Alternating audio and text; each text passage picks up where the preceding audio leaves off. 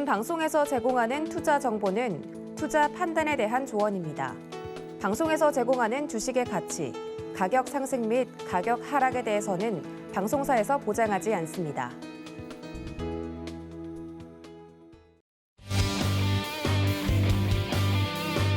안녕하세요. 주유소 2부로 다시 돌아온 도하나입니다. 여러분들 이 시간은요. 2% 부족한 여러분들의 지식을 꽉꽉 채워드리는 시간이죠. 관련돼서 잔소리가 많은 우리 위원님 기다리고 계시니까 많은 기대와 시청 부탁드리도록 하겠습니다. 자, 그렇다면 제 옆에서 굉장히 산만하게 준비를 하고 계시는 오늘의 위원님 만나보러 가시죠.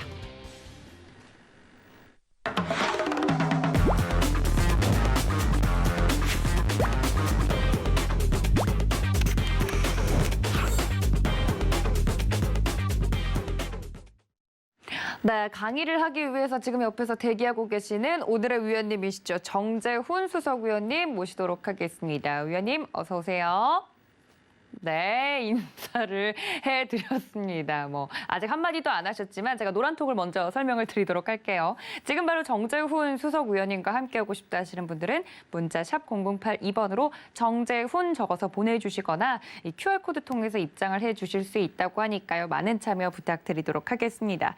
잔소리는 많지만 다 여러분들이 수익이 나도록 하기 위해서 해주시는 잔소리니까 여러분들 오늘도 아주 알찬 잔소리들 다들 받아 적으셨으면 좋겠습니다. 자, 위원님 오늘은 어떤 내용 준비해 주셨는지 궁금한데 바로 들어볼까요?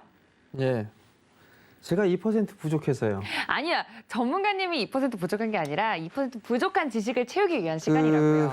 오늘 준비한 거는요, 제가 2% 부족하기 때문에 진행하지 않고요. 이거 그냥 3년 가겠네요. 예. 시장 얘기만 네. 좀 해드려야 될 것 같아요. 일단은 시장 얘기는 일단 제가 오늘 준비한 그 부분들을 말씀을 좀 드리고 그리고 나서 여유가 있으면 그때 시장 얘기를 좀 해드리도록 하겠습니다. 지난주에 아마 수요일 날 했을 때 지가 빠져야 박스 말씀을 좀 드렸을 거예요. 근데 그 자세한 얘기들은 요거 끝나고 좀 말씀을 좀 드리도록 할 거고요. 오늘은 이제 연말이잖아요. 내년장 준비를 해야 되고 탐방을 좀 다녀왔어요. 지난주에 이렇게 탐방을 좀 다녀왔는데 와. 원래는 제가 이거를 그대로 보고서 하려고 했었는데 이게 이렇게 적은 걸 보니까 이렇게 적은 게 아마 좀 지저분한 게 보이실 거예요. 근데 이게 제가 글을 썼는데도 뭐라고 썼는지를 모르겠어요. 너무 악필이라. 그래서 PPT로 깔끔하게 좀 정리를 해서 좀 말씀을 좀 드릴 겁니다. 탐방 노트를 이제 시작을 해보도록 할게요. 자, 금 관련주예요. 금 관련주. 금. 요즘 금값 다시 올라가기 시작하고 있습니다. 중장기 투자하시는 분들은 금 잘 생각하셔야 되고요. 금이에요, 금. 금과 관련돼 있는 그런 기업이다라고 좀 보시면 좋을 것 같고요. 여기에 조그맣게 회사의 이름입니다. 회사 홈페이지예요. 깔끔하게 이 홈페이지가 정리가 되어 있더라고요. 그래서 홈페이지를 좀 캡처를 해서 올려드렸습니다. 회사의 이름은요, 다름이 아니라 MK전자입니다. 이 메인 페이지에 있는 MK전자, 이게 영어를 좀 모르시는 분들은 이 회사가 도대체 뭔 회사냐 그렇게 볼 수 있는데 여기 MK, 요것만 보시면 좀 될 것 같습니다. 이 회사가 갔다 온 이유는 IT 쪽 섹터예요. IT 쪽 섹터인데 그래도 꾸준하게 좀 성장을 할 수 있는 그런 가능성이 있는 그런 기업이기 때문에 그래서 탐방을 다녀왔고 반응 호응도라고 해야 될까요? 나쁘진 않아요. 하나씩 좀 볼게요. 회사명 MK전자 딱 나와 있네요. 이제 MK전자를 다녀왔고요. 주요 사업이나 이런 부분들을 보게 되면 본딩 와이어 쪽하고 솔더볼 요쪽이 좀 있습니다. 그리고 또 하나는 이제 전기차의 음극재 쪽이 있는 상황이고요. 그다음에 또 하나 있는 게 폐기물. 폐기물이라고 하면 좀 그러니까 자원 재활용. 요쪽을 신사업으로 준비를 하고 있는 그런 기업입니다. 자회사의 현황이나 이 부분들을 좀 보시게 되면 이 밑에 있어서 좀 안 보일 수도 있을 것 같은데 한국토지신탁을 자회사로 좀 두고 있어요. 그리고 올해에 동부엔텍이라는 자원재생 쪽에 있어서 인수를 했습니다. 그러면서 ESG 쪽 경영을 박차를 가하겠다 뭐 이런 얘기들이 좀 있었어요. 그리고 또 하나는 MK전자 중국 법인이 있는 그런 사항들입니다. 뭐 요 부분들 보게 되면 뭐 경기도의 용인 본사 사진이고요. 그다음에 음성에 제2공장이 있고 중국 법인 쿤산 쪽에 중국 법인이 있습니다. 매출액은 뭐 4,700억 정도 뭐 이렇게 나오는데 아마 이거 껑충 뛰어 올라가지 않을까라고 좀 보여지고요. 일단은 뭐 나름대로 좋은 그런 기업이다. 그렇게 좀 보시면 좋을 것 같습니다. 자, 그럼 사업을 하는 그런 부분들에 있어서 말씀을 좀 드리기보다는 이 회사가 제가 왜 관심을 가지고 보느냐, 이거를 고민을 해봐야 될 것 같은데요. 전 세계, 영어로 다 써 있으니까 모르겠네요. 어찌됐든 전 세계 140여 개 이상의 글로벌 반도체 고객을 보유하고 있다. 그렇게 좀 보시면 좋을 것 같아요. 해외 수출 비중이 80%를 차지하고 있는 그런 기업입니다. 그렇다는 얘기는 한쪽에 집중이 되어 있지 않다는 얘기예요. 보통 보게 되면 뭐 IT 쪽 같은 경우 뭐 삼성이라든가 뭐 SK 하이닉스라든가 뭐 이런 쪽에 좀 집중이 되어 있다 이렇게 좀 볼 수가 있잖아요. 근데 뒤에 좀 말씀을 드리겠지만 삼성과 SK 하이닉스는 매출 기준으로 따졌을 때 20% 정도밖에 되지가 않습니다. 그만큼 고객사가 전 세계적으로 많이 펼쳐져 있다라고 좀 보시면 좋을 것 같고요. 그렇기 때문에 시장에 있어서의 경쟁력은 좋다. 그렇게 좀 보시면 좋을 것 같습니다. 주요 사업 현황을 좀 보시게 되면 본딩와이어 쪽에 일단 사업이 있어요. 자, 본딩와이어 쪽을 좀 보게 되면 반도체 조립 공정의 핵심 소재로 실리콘 칩과 리드를 연결을 해서 전기적 신호를 전달하는 그런 부품이다라고 좀 보시면 좋을 것 같아요. 머리카락 굵기의 4분의 1 정도밖에 안 되는 그런 초미세선으로 고온 접합을 하는 그런 기술이다라고 좀 보시면 좋을 것 같은데요. 우선 이 부분들은 왜 말씀을 좀 드리냐면 사실 이게 플립칩이 나오게 되면 플립칩 방식으로 나오게 되면 본딩 와이어가 죽을 거다, 사장될 것이다라는 그 의견들이 좀 상당히 많았었어요. 근데 실제적으로 따져보게 되면 플립칩 같은 경우는 10% 정도 시장 점유율을 놓고 봤을 때 10% 정도 차지를 하고 있는 그런 사항들이에요. 이러한 이유는 효율은 높지만 한정적인 상황이고요. 비용이 비싸다는 단점이 있어요. 그렇기 때문에 본딩 와이어가 절대적인 비중을 차지하고 있는 상황이고 비중이나 이런 부분들 보게 되면 약 65%에서 70% 정도를 차지하고 있어요. 동사의 매출 부분에서 메모리 쪽보다는 비메모리 쪽의 비중이 더 큰 상황이거든요. 자, 그러면 비메모리 쪽을 키우겠다라고 했던 삼성전자가 있어요. 그죠? 그럼 거기에 따라서 당연히 수혜를 좀 받을 수가 있고 고객사가 다변화돼 있다 이런 말씀을 좀 드렸을 거예요. 그죠? 그러면 비메모리 쪽의 매출 비중이 크다라는 얘기는 적용할 수 있는 분야가 넓어지고 있다라는 뜻이에요. 그렇기 때문에 올해보다는 3분기보다는 4분기, 뭐 올해보다는 내년 이쪽의 시장이 더 좋다. 그렇게 좀 보시면 좋을 것 같고요. 제품을 좀 보게 되면 처음에는 이 기업이 금을 활용한 골드와이어 방식을 많이 했었어요. 근데 이제는 구리와이어도 하고 실버와이어도 합니다. 여기에다가 플러스적으로 좀 보게 되면 골드와 팔라듐 도금으로 활용을 해서 본딩 와이어를 만든다라고 좀 보시면 좋을 것 같은데요. 원자재 가격이 올라가는 그런 모습들을 보여주게 된다라면 이런 기업들 같은 경우는 재료값이 비싸기 때문에 수익성이 악화될 수 있다 뭐 이런 얘기들이 좀 있어요. 근데 이 MK전자 같은 경우는 크게 걱정을 하지 않아도 돼요. 왜냐하면 이게 금 시세 같은 경우는 연동제가 되어 있거든요. 여기 보게 되면 다른 쪽 부분들, 다른 원자재 쪽이나 이런 부분들은 가격이 올라가게 된다면 좀 문제가 되겠지만 이 MK전자 같은 경우는 금 연동제가 적용이 되어 있어요. 그렇기 때문에 기본적인 마진은 보장이 되어 있는 그런 상황이다라고 좀 보시면 좋을 것 같고, 그 다음에 여기서 보면 골드와 팔라딘 도금을 지금 요게 조금씩 추진해 나가고 있고 매출이 발생하고 있는 그런 사항들인데 수익성이 골드 쪽보다는 상당히 좋습니다. 근데 이런 쪽에 있어서의 적용 분야가 조금 더 커지고 있다라는 거, 요 부분들은 긍정적으로 좀 볼 수가 있는 그런 사항들이에요. 근데 여기서 좀 봐야 될 부분들은 구리나 실버 와이어 등이 다양해요.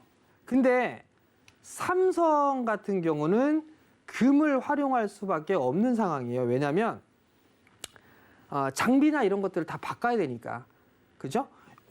열의 온도라든가 이런 부분들에 있어서 차이가 있기 때문에, 전도성이라든가 이런 부분이 차이가 있기 때문에 일단은 금을 활용할 수밖에 없어요. 그렇기 때문에 실버 와이어 같은 경우는 중국 시장 쪽에 적용을 하고 있다라는 거.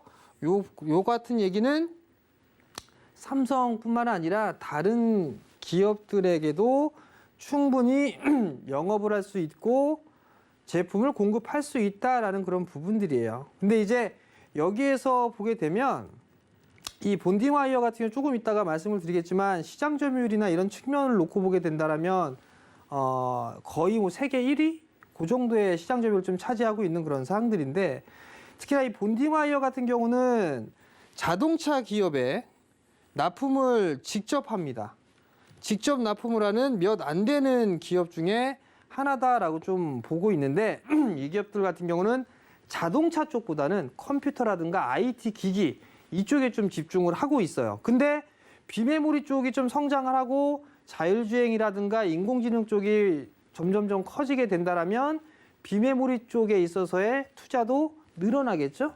그렇게 된다라면 이 본딩 와이어 같은 경우는 쓰임새가 더 많아진다라고 좀 보시면 좋을 것 같은데, 자동차보다는 컴퓨터에 좀 집중을 하고 있는 그 이유가 교체 주기가 자동차는 보통 10년, 컴퓨터 같은 경우는 보통 2년 정도의 교체 주기가 있어요. 그 부분들 때문에 교체 주기가 긴 것보다는 컴퓨터처럼 짧은 쪽에 집중을 하자. 그런 쪽의 이 방식을 좀 택하고 있는데, 이제 점차적으로 시간이 지날수록 자동차 쪽 같은 경우도 이제는 반도체가 많이 들어가죠. 그러한 부분들 때문에 자동차 쪽에서도 점점 성장을 해 나갈 수 있는 그런 기업이다라고 좀 보시면 좋을 것 같습니다. 솔더볼 같은 경우 이제 본딩 와이어 봤으니까 이제 솔더볼을 좀 봐야 될 것 같은데요. 과거에 이 솔더볼 같은 경우는 일본의 센주공업사라는 기업이 있어요. 그 기업이 거의 독과점 상태였었어요. 근데 삼성하고 SK 하이닉스 그리고 몇몇 기업들에서 요청을 했죠. 야, 니네가 한번 개발해봐. 그렇게 해서 숄더볼을 개발하기 시작을 했습니다. 숄더볼의 단점은 진입 장벽이 낮다라는 단점이 있어요. 그렇다는 얘기는 기술 개발을 빨리 할 수 있다라는 얘기겠죠. 그러면서 이제 점점 일본의 진입 점유율을 조금씩 빼앗아 오게 됩니다. 근데 여기에서 좀 보게 되면 매출이 발생을 하게 된다는 실적이 좀 좋아지는 그런 모습들을 좀 보여줘야 되잖아요. 근데 이 숄더볼 같은 경우 필요한 이 구리라든가 이런 쪽 같은 경우는 연동제가 좀 아니기 때문에 원자재 가격이 상승을 하게 된다면 고민을 할 수밖에는 없어요. 수익성이 좀 떨어지는 그런 모습들을 좀 보일 수 있다는 거. 그렇지만 그러한 부분들은 고객사가 좀 상당히 다변화되어 있다라는 그 강점 때문에 이런 부분들은 양적인 부분들로 승부를 할 수 있다라고 좀 보시면 좋을 것 같고, 여기서 보시면 사업 전체 매출을 보시면 사업 전체 매출 중에서 삼성과 SK 하이닉스의 매출 비중은 20에서 30% 정도밖에 되지 않는다라는 거. 그렇다는 얘기는 고객사가 다변화되어 있다라는 거, 매출처가 많다라고 볼 수가 있어요. 그렇기 때문에 이 기업 같은 경우는 한쪽에 쏠림을 당하지는 않을 수 있다라는 거.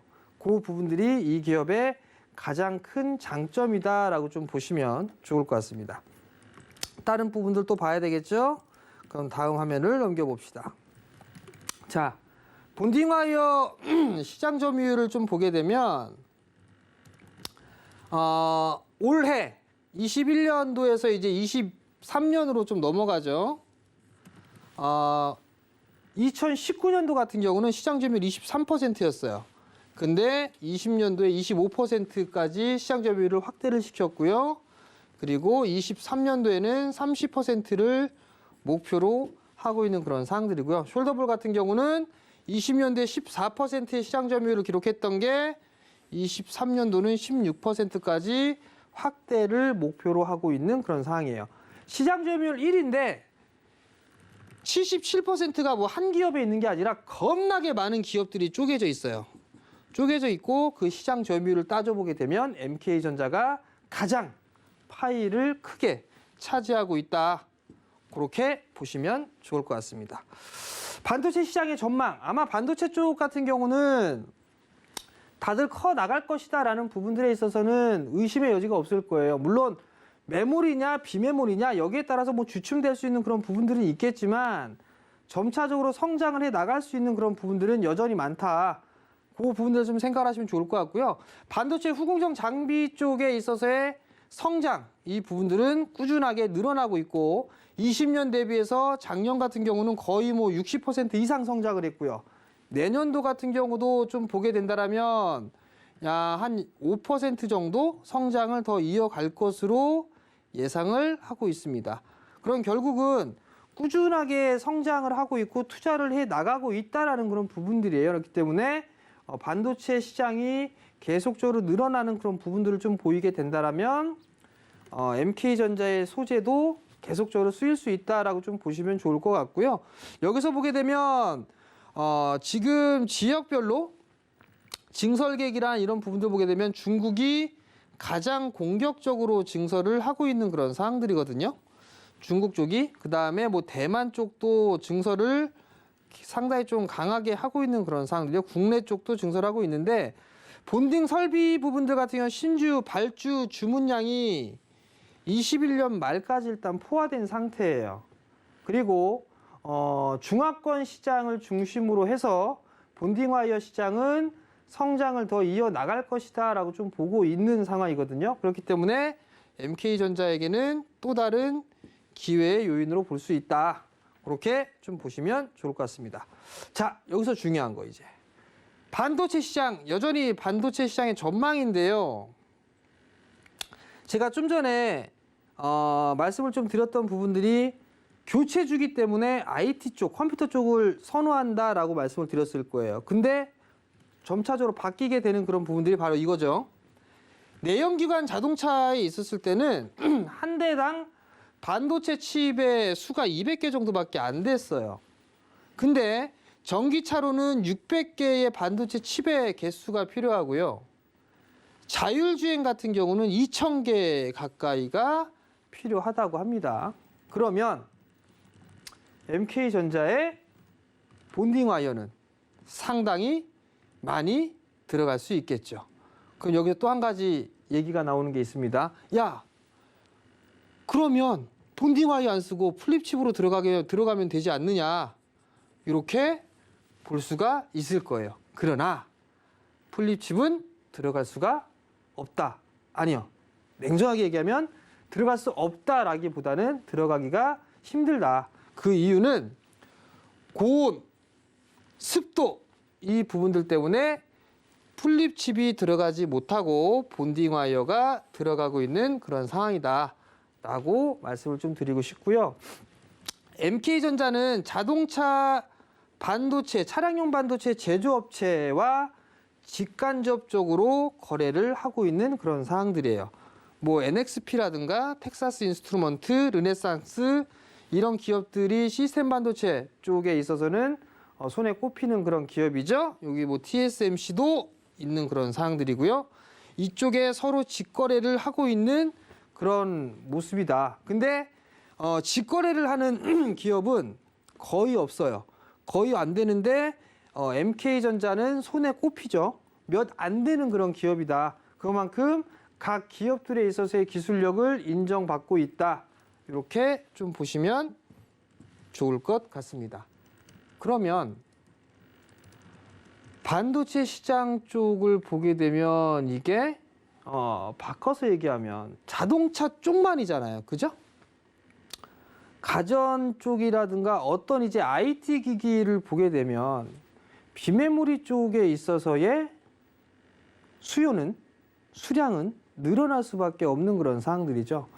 그냥 여기에서는 차량용 반도체만 얘기를 했는데 모든 IT 기기라든가 뭐 냉장고, 세탁기부터 다 필요 없고 다 전부 다 비메모리 쪽에 쓰임이 나오게 된다라면 아마 수요는 계속적으로 늘어날 수밖에 없다. 근데 이제 지금 시장의 화두가 자율주행, 전기차 이런 부분들이니까 단적으로 좀 놓은 그런 부분들이지만 반도체에 적용되는 부분들은 더 많아질 것이고 파이는 더 커질 것이다. 그렇게 된다라면 MK전자는 매출이 더 늘어날 수밖에 없는 그런 구조로 갈 수 있다. 그렇게 좀 보시면 좋을 것 같습니다. 반도체 패키지 시장과 함께하는 본딩 와이어 시장입니다. 좀 전에 말씀을 좀 드렸던 부분들이에요. 비단 자동차뿐만을 좀 보는 게 아니라 PC 또는 스마트폰, 비대면 서비스라든가 5G 통신 장비 확대 이런 부분들로 인해서 견조한 수요가 예상이 되고 있는 그런 사항들이고요. 서버 쪽 같은 경우는 핀테크라든가 메타버스, 온라인 문화가 확산이 되면서 서버 수요가 지속될 것이다. 자동차 쪽 같은 경우는 전기차, 자율주행, 뭐 이런 전장 쪽에 있어서의 강화, 거기에 따른 수요가 지속이 될 거고 특히나 차량용 반도체 같은 경우는 신뢰성에 대한 요구가 증가되고 있다. 그렇기 때문에 점차적으로 더 본딩 와이어 쪽 시장 같은 경우는 더 중요하게 될 것이다 라고 좀 보시면 좋을 것 같고요. 그 이외에 뭐 사물 인터넷이나 헬스케어, 뭐 스마트폰, 뭐 이런 생활형 가전 내에서도 반도체 수요는 늘어날 수 있어요. 결국은 그냥 전기 들어가는 데 있으면 다 쓴다. 뭐 그렇게 좀 보시면 좋을 것 같아요. 결국 본딩 와이어 시장과 MK전자를 좀 보게 된다면 본딩 와이어 시장 같은 경우는 연평균 8에서 10% 정도를 성장을 하고 있어요. 근데 본딩 와이어 시장 연평균이 8에서 10% 성장을 하는데 이 MK전자 같은 경우는 똑같이 8에서 10% 정도밖에 성장을 하지 않는다면 그렇게 큰 매력이 없어요. 거의 2배에 가까운 15% 연평균으로 성장을 할 것으로 예상을 하고 있어요. 그럼 결국은 21년도부터 24년도까지 연평균 15% 이상 성장을 한다라는 얘기는 시장 평균보다도 더 성장을 해 나갈 수가 있다라는 거기 때문에 관심 있게 봐야 되지 않을까. 저는 개인적으로 이렇게 보고 있습니다. 자, 그다음 이쪽에선 신사업 쪽이에요. 신사업 쪽은 리사이클 사업을 좀 영위를 하고 있는 그런 사항들인데 동부엔텍이라는 기업을 좀 인수를 했어요. 그러면서 시너지 효과를 좀 낼 수 있는 그런 사항들인데 주석과 은을 추출을 해서 다시 활용을 하는 그런 리사이클 사업도 하고 있다. 주석 가격에 대한 추이라든가 이런 부분이 좀 상당히 원자재 가격이 급등을 하고 있죠. 그런 측면에서 놓고 봤을 때 리사이클을 통해서 원자재 가격이나 이런 부분을 어느 정도 커버를 해줄 수가 있는 그런 상황이다라고 좀 보시면 좋을 것 같은데요. 현재 캐파 시설 같은 경우는 1200톤 정도 생산이 가능한 그런 캐파를 좀 보유를 하고 있는 그런 상황들이고요. 연매출로 따지면 약 한 400억 정도의 매출을 좀 타지고 있는 매출을 가지고 있을 수 있는 그런 캐파를 좀 보유하고 있고요. 고순도 주석 그리고 은의 추출 기술을 보유하고 있다. 이렇게 보시면 좋을 것 같습니다. 숄더볼 쪽 같은 경우는 이제 신사업 쪽으로도 확대를 하고 있는데요. 숄더 페이스트나 숄더 파우더라는 그런 부분들이 있어요. 그러니까 분말 형태처럼 뭐라고 얘기를 해야 될까요? 자동차 기스라고 했을 때 뭐가 묻었을 때 그때 컴파운드 같은 경우로 이렇게 발라갖고 지우죠. 그런 아주 미세한 입자라고 좀 보시면 좋을 것 같고요. 그게 이제 숄더 페이스트, 숄더 파우더라고 좀 보시면 좋을 것 같은데 정말 그 얇은 거예요. 정말 얇은 그런 부분들인데 딱풀처럼 발라서 쓰는 거예요. 그러니까 예를 들어서 이 숄더볼이 크다. 근데 반도체가 점점점 작아지니까 이렇게 페이스트를 만들어서 딱 풀처럼 이렇게 발라갖고서 붙이는 거예요. 그 용도로 지금 개발을 하고 있고 진행을 하고 있는 그런 사항들인데 이쪽 같은 경우는 조금 후발로 시장에 좀 진출을 했어요. 지금 하이엔드 기술 같은 경우는 타입 6에서부터 타입 8까지 있는데요. 지금 시장으로는 놓고 봤을 때는 타입 4하고 타입 5 같은 경우는 매출이 좀 발생을 하고 있는 그런 사항들이고 지금 현재는 이제 하이엔드급으로 들어갔어요. 타입 6까지 판매를 시작을 하고 있고 그다음에 타입 7 같은 경우는 개발을 완료를 하고 제품으로 준비를 하고 있는 그런 사항들입니다. 그럼 결국은 후발로 좀 진입을 했지만 하이엔드 기술로 넘어가는 그런 부분들에 있어서 기술을 확보했다라는 얘기는 그만큼 시장에 들이댈 수 있다라는 게 많다라는 얘기예요. 그렇기 때문에 이 신사업까지 같은 경우도 성장을 해 나갈 수 있다. 이렇게 보시면 좋을 것 같습니다. 이제 중요한 거죠. 2차 전지 음극재. 다른 애들은 참 이것저것 해서 많이 하는데 왜 얘는 이게 없는지 모르겠네요. 자, 따져봅시다. 양극재 쪽은 겁나게 움직여요. 근데 음극재 쪽도 움직이긴 움직였네요. 근데 이 회사 같은 경우는 그렇게 크게 주목을 받고 있지는 못해요. 사실 이것도 이 부분들을 좀 파악하러 간 이유이기도 합니다. 배터리 산업 쪽을 좀 보게 되면 사실 주행거리는 길어야 되고 배터리 가격은 좀 싸야 되고 충전 시간은 겁나게 단축해야 되고 폭발은 나지 않고 성능은 좀 좋아야 되는 그런 부분들을 다 갖춰야 돼요. 갖춰야 되는데 양극재 쪽 같은 경우는 계속 기술 개발을 좀 해 나가고 진보를 해 나가고 있는 그런 사항들이에요. 근데 한편으로는 음극재 쪽도 마찬가지로 기술 개발을 계속 하고 있는데 사실 이 MK전자의 2차 전지 음극재, 실리콘 음극재 같은 경우를 좀 보게 되면 뒤늦게 들어간 부분들이 아니라 삼성 쪽과 관련해 10여 년 전부터 공동 연구로 개발을 좀 진행을 했었어요. 근데 이제 채택이 되지 않는 그런 상황이고 계속 그냥 테스트만 좀 진행을 하고 있는 그런 상황들인데 왜 안 할까? 그 부분들을 물어봤어요. 물어봤는데 삼성 쪽에 있어서는 상당히 좀 보수적인 전략을 취하고 있다라는 그런 얘기를 좀 들었습니다. 보면 LG나 SK 같은 경우는 상당히 공격적으로 투자를 한단 말이에요. 근데 삼성 같은 경우는 그렇게 공격적으로 투자를 하진 않아요. 그 이유는 사업에 대한 초기적인 그런 부분들이다 보니까 위험성이 가장 크다 이렇게 좀 생각을 하고 있어요. 근데 과거에 이 갤럭시 시리즈였나요? 폭발 사고가 좀 있었죠. 그러면서 아마 그걸 다 없애버렸을 거예요. 불태워버렸을 거예요. 그만큼 위험성에 있어서는 상당히 좀 민감하게 반응을 하고 있기 때문에 상당히 좀 조심스럽게 하고 있는 그런 사항들이에요.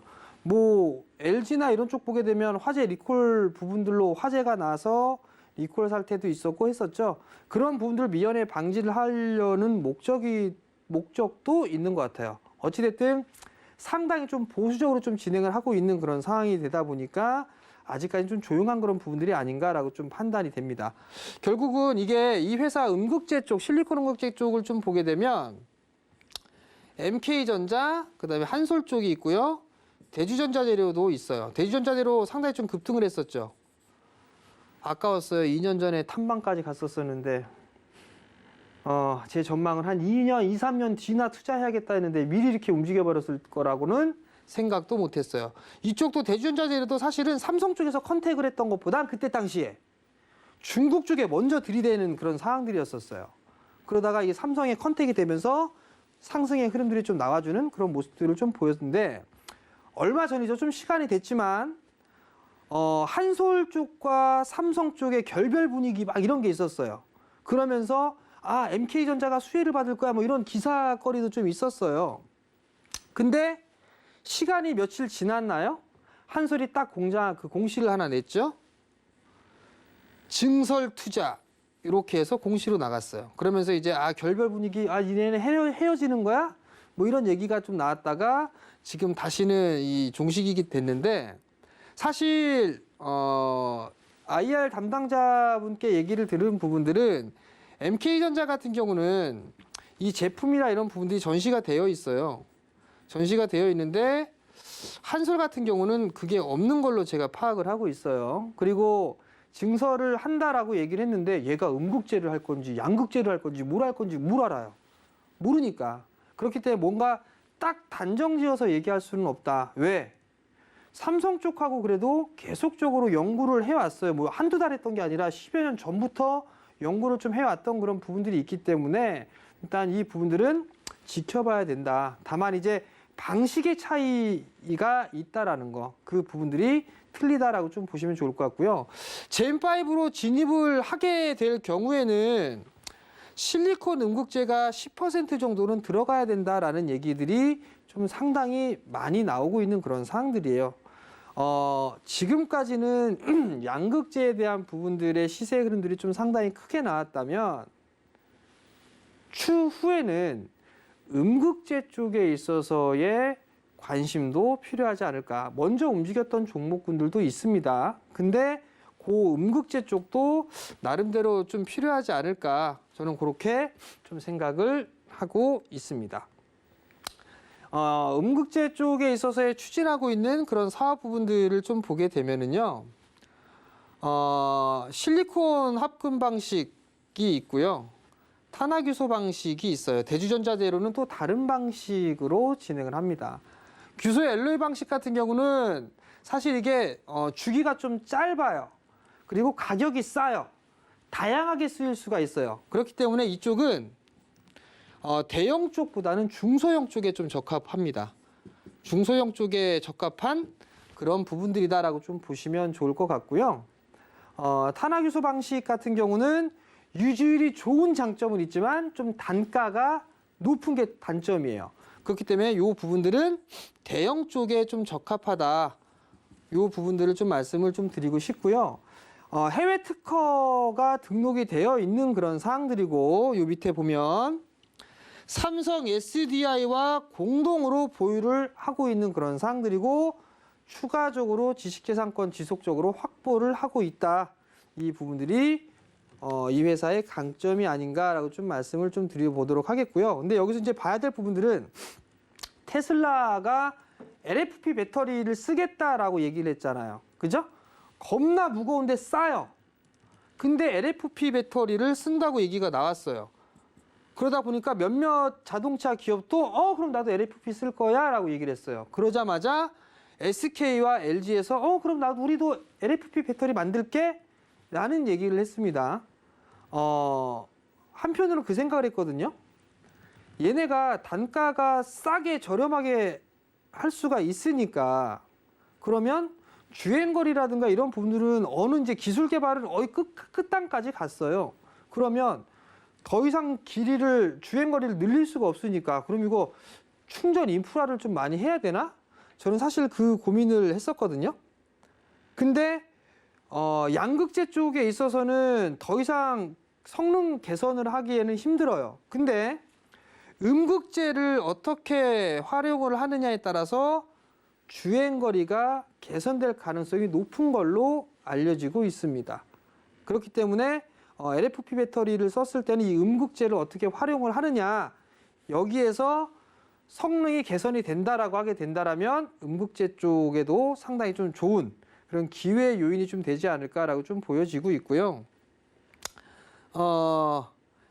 현재 해외 기업과 테스트를 하고 있습니다. 파악을 하고 있고요. 그 해외 쪽에서 테스트를 하고 있는데 긍정적인 반응이 나오고 있는 그런 상황입니다. 어느 나라고 어느 기업이고 이거는 알 수 없으나 어찌됐든 해외 기업과 테스트를 진행하고 있고 긍정적인 반응을 보여주고 있다는 거 알지만 말씀은 못 드리겠네요. 자, 어찌됐든 2차 전지 음극재 쪽 시장 같은 경우는 성장을 해 나갈 수 있다라는 얘기예요. 그죠? 그렇기 때문에 신성장 동력으로 키워나갈 수 있는 그런 기업이다. 이렇게 좀 보시면 좋을 것 같습니다. 자, 마지막으로 이제 중국 법인을 봐야 되겠죠. 중국 법인 쪽을 보는 부분들은 반도체 쪽에 있어서 자립화를 많이 하려고 있어요. 그죠? 중국 쪽에. 근데 MK전자의 중국 법인을 좀 보게 되면 신규 사업으로 반도체 중고 장비까지도 판매를 시작을 했어요. 근데 뭐 크게 진행되거나 그런 부분들은 아니에요. 2018년도 때부터 했는데 20년도 때 약 한 38억 정도, 21년도에 50억 정도, 23년도에는 약 200억 정도의 매출을 목표로 하고 있다라는 거. 그리고 또 하나는 마켓시어 부분들을 따져봤을 때에도 MK전자가 1위를 좀 기록하고 있는 그런 상황이고 고객사도 상당히 다양화되어 있다. 삼성과 SK뿐만 아니라 상당히 다양한 고객사를 좀 확보를 하고 있다라는 거. 그럼 결국 장비 쪽뿐만 아니라 부품 그리고 소재, 내재화를 좀 준비하고 있는 그런 상황들이죠. 중국 같은 경우는. 그렇기 때문에 매출은 자연스럽게 좀 늘어나는 모습을 보일 수밖에 없는 그런 상황들이고 반도체 중고 판매를 시작을 하면서 꾸준하게 큰 부분들은 아니지만 꾸준하게 성장을 해 나갈 것으로 전망을 하고 있어요. 그 이유는 중국 정부의 반도체 이 부분에서 내재화에 따른 수혜가 가능할 것이다. 그렇게 예상을 하고 있습니다. 자, 그럼 마지막으로 실적을 봐야 돼요. 실적. 실적이 좋아요. 올해 3분기에 별도 기준으로 놓고 봤을 때에 작년 동기 대비보다 상당히 좀 크게 성장을 했습니다. 매출로 보나 뭘로 보나 성장을 꾸준하게 했어요. 영업이익률은 2.5%에서 3%로 조금 상향, 조금 좋아졌죠. 영업이익률이 낮은 이유, 이게 좀 리스크적인 부분들이었어요. 낮은 이유가 금 가격 때문에 그래요. 금 가격 때문에 영업이익률이 낮아질 수밖에는 없던 그런 상황이었어요. 근데 합금이라든가 이런 부분을 만들면서 수익성이 좀 좋은 그런 제품까지도 나가게 되면 수익 영업이익률 같은 경우 조금 더 개선될 수 있는 그런 모습들이 좀 나올 수가 있겠죠. 매출액도 늘어나는 그런 모습들이 나오고 있고 영업이익도 상당히 늘어나는 그런 모습들을 좀 보여주고 있어요. 전년 동기 대비해서 매출액 같은 경우는 17% 증가를 했고요. 영업이익 같은 경우는 무려 40% 가까이 증가를 했습니다. 제품에 대한 판가 인상 그리고 생산 시스템을 최적화하면서 이익률을 동시에 개선시켰다. 상당히 고무적인 상황이다라고 좀 보시면 좋을 것 같고요. 연결재무제표로 좀 보게 된다면 여기서 또 말이 틀려지죠. 매출이 어마어마하게 늘었어요. 작년 20년 3분기까지 보게 된 매출액이 100만, 1000만억, 10억, 100억, 1000억, 6280억이었습니다. 21년도 매출액이 7000억대. 영업이익 20년도 때 보게 되면 100만, 1000만억, 10억, 100억, 830억이에요. 1000억이 넘어갔죠. 3분기까지. 영업이익률은 14.4%. 20년도 때 13%인데 1% 이상 늘어났어요.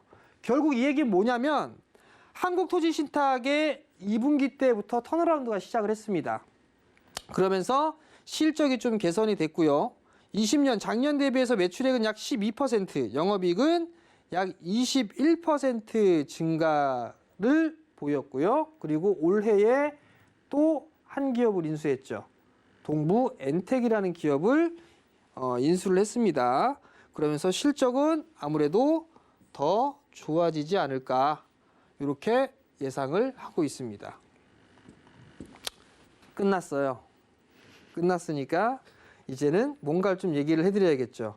주식 잔소리.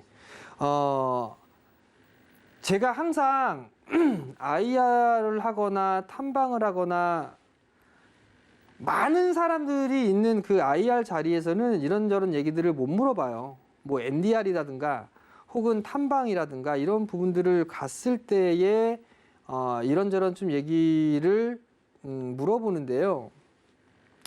제가 이제 방송 이제 IR 끝나고 탐방 끝나고 나서 마지막에 좀 물어봤었어요. 뭐 NDR 형태로 진행을 했었으니까. 야, 니네가 생각하는 게 아니죠. 담당자분이 오셨으니까 개인적으로 이 MK전자의 적정 주가는 개인적으로 얼마 정도 되면 그래도 적정 주가냐라고 제가 질문을 해요. 저는 항상 그 질문을 하거든요. 쭉 고민을 하다가 말씀을 하셨습니다. 미래에 대한 성장이라든가 이런 부분들을 해 나간다라는 측면에서 놓고 봤을 때 우리 MK전자는 적어도 3만 원은 넘어가야 된다라고 생각합니다. 라고 얘기했어요. 그렇다는 얘기는 앞자리가 바뀔 수 있다라는 얘기겠죠. 또 유행어 또 나오네. 앞자리가 바뀌어야 될 수 있다. 뭐 그렇게 얘기를 했어요. 근데 불가능하지는 않을 것 같아요. 왜냐하면 한국토지신탁 턴어라운드 했어요. 동부엔텍 인수했어요. MK전자 성장 계속해 나가요. 꾸준한 성장 계속 나가고 그러면 자회사는 자회사대로 실적이 계속 좋아져요. 본업은 본사업은 숄더볼 사업이라든가 이런 부분은 계속 커져요.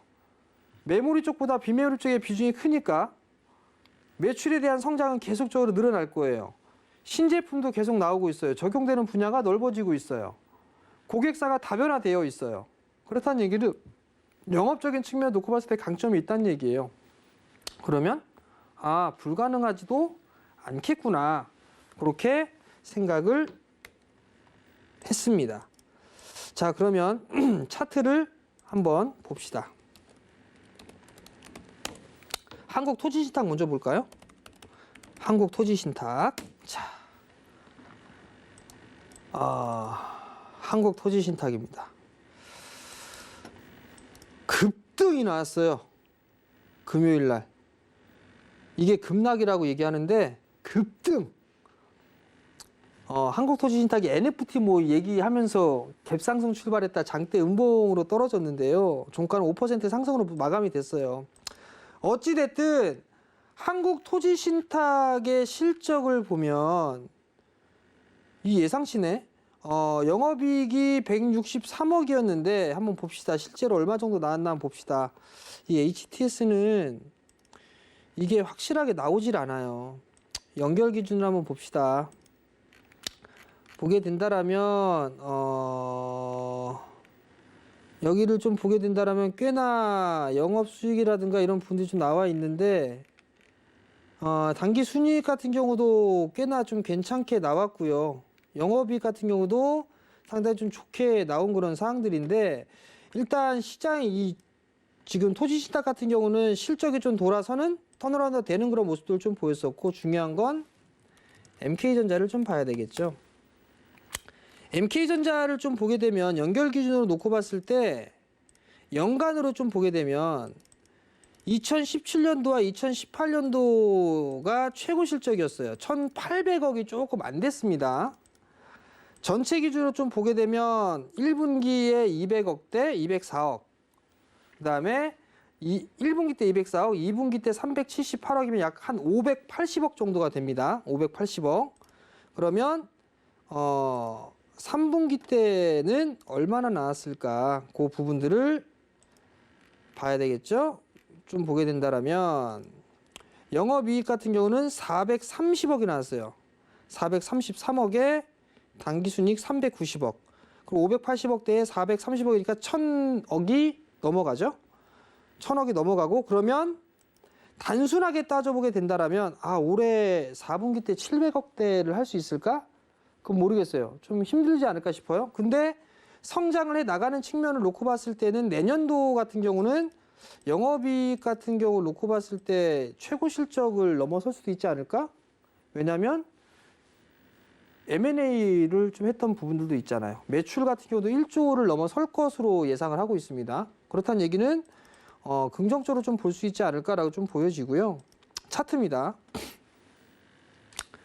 차트를 좀 보면 아마 무료 톡방에 계셨던 분들은 아마 이 MK전자를 기억하실 거예요. 작년 말에 여기서 제가 그때 그 코로나 때문에 힘들고 뭐하고 해서 이 그 공개방송 무료 채팅방에 계신 분들 중에서 이렇게 힘드신 분들, 장사에 힘드신 분들 뭐 이렇게 모르게 그런 기회가 좀 있었어요. 그래서 어묵을 판매하시는 그 분이 계셔갖고 어묵 이게 서로 좋은 게 좋은 거라고 어묵을 사주시는 분들 그 인증을 하게 되면 제가 그분들한테는 종목 선물을 하나 드릴게요라고 말씀을 드렸던 부분들이 있었어요.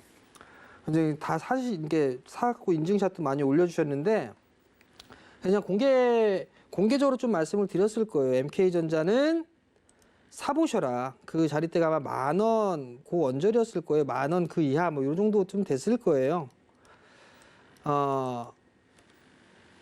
지금 27,000원대까지 올라갔다가 20,000원 정도의 거래가 되고 있는 그런 상황이네요.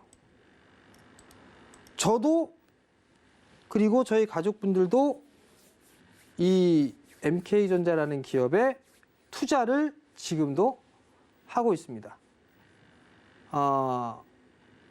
22,000원대 원금 회수를 했어요. 100% 넘었기 때문에.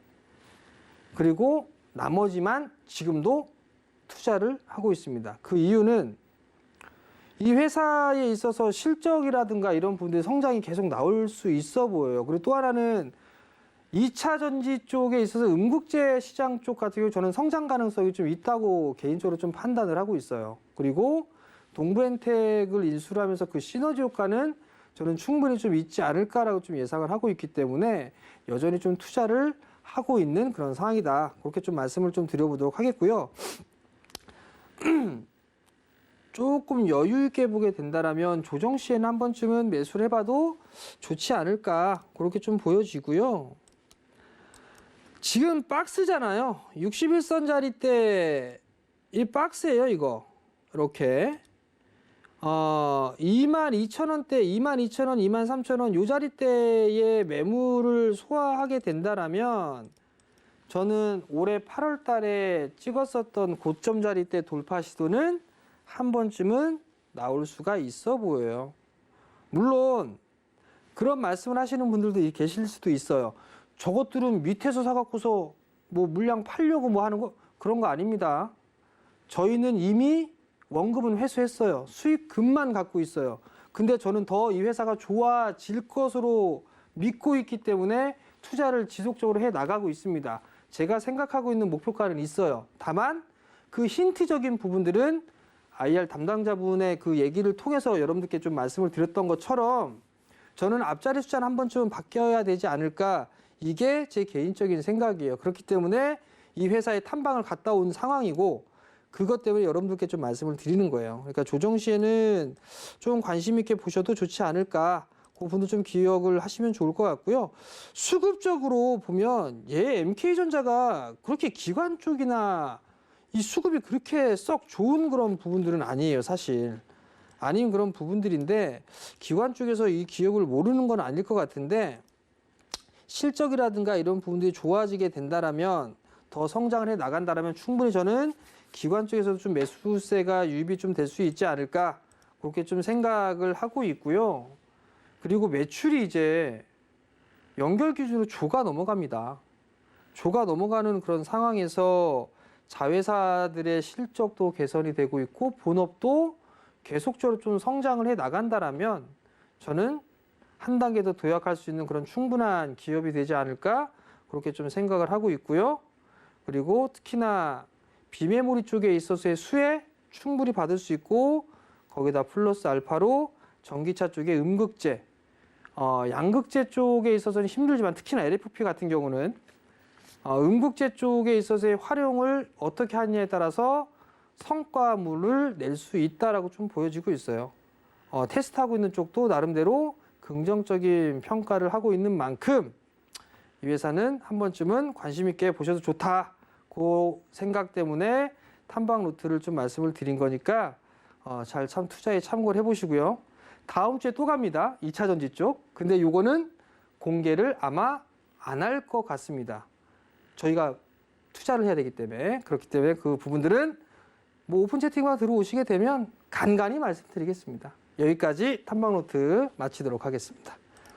네, 정말 오늘 MK전자 제대로 분석을 해봤는데요. 이런 종목들 노란톡에서 간간히 말씀해 주신다고 하니까 문자 샵 0082번으로 지금 바로 정재훈 적어서 보내주시면 노란톡방 안내를 해드리도록 하겠습니다. 자, 벌써 위원님과 이야기를 하다 보니까 마칠 시간이 됐는데요. 그 전에 저희 시크릿 강연의 이야기 다시 한번 해드리겠습니다. 12월 4일부터 본격적으로 시작이 될 예정이니까요. 참여하고 싶으신 분들도 아래 방법으로 지금 바로 입장해 주시기 바랍니다. 또 본 방송에서 제공해 드린 정보는 투자 판단에 대한 조언일 뿐 해당 주식의 가치나 수익률을 보장하고 있지 않다는 점까지 알려드리면서 저는 위원님과 함께 여기서 인사드리겠습니다. 시청해 주신 여러분 고맙습니다.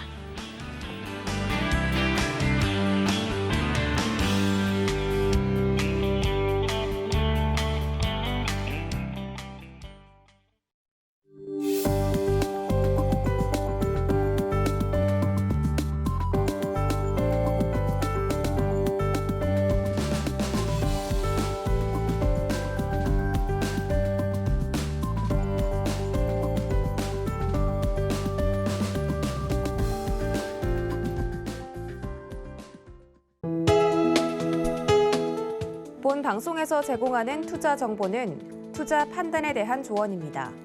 방송에서 제공하는 주식의 가치, 가격 상승 및 가격 하락에 대해서는 방송사에서 보장하지 않습니다.